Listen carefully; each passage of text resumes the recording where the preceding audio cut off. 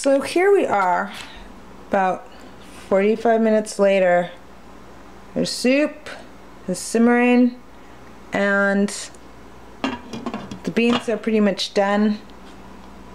They're soft and tender. So now it's time to add in the vegetables and the seasoning I'm going to add. Now when you're making soup, 3-bean soup, 5-bean soup, no matter, to me it doesn't really matter what the vegetables are, you know, as long as there's vegetables in there.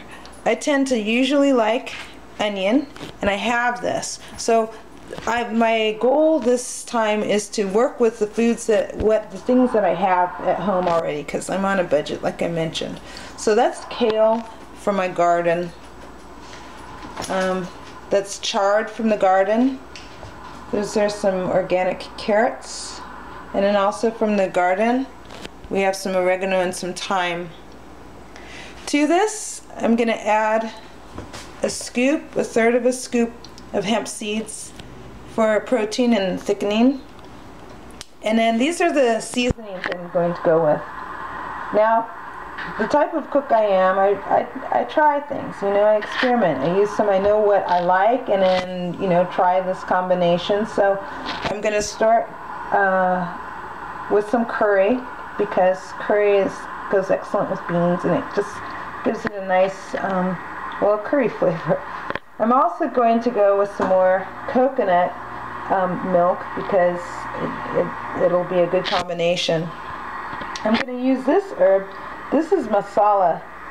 This is our, it's called garam masala. And this is what Indian chefs use. Gives the food an Indian flavor. I'm also going to add a little sage, bay leaf of course, which is already in there, some black pepper, and some cayenne.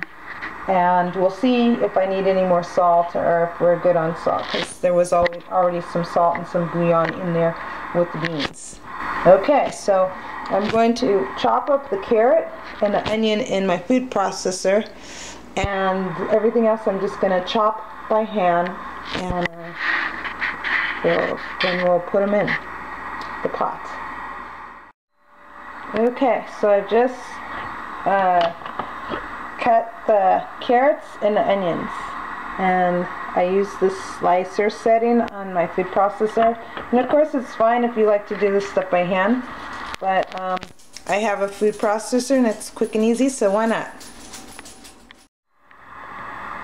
And into the pot they go. And here we're adding to the kale and the herbs. Now adding the chard, chop that up, and I had already added the coconut milk.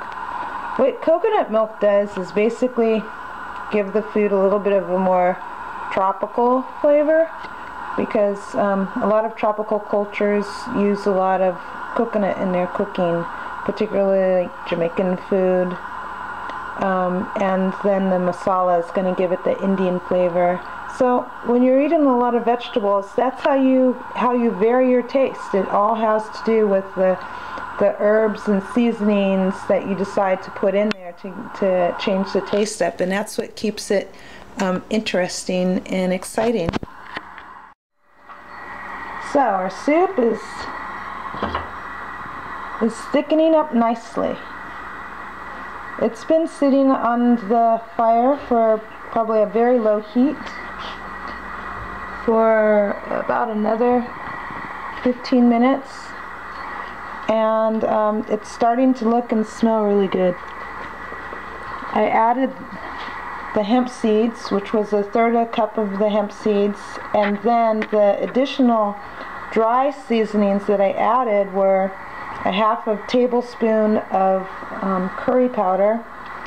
I added 1/4 of a teaspoon of cayenne pepper, a half a teaspoon of black pepper, and a teaspoon of the masala to give it that interesting exotic flavor that you don't necessarily find in a regular traditional lentil soup or any kind of bean soup.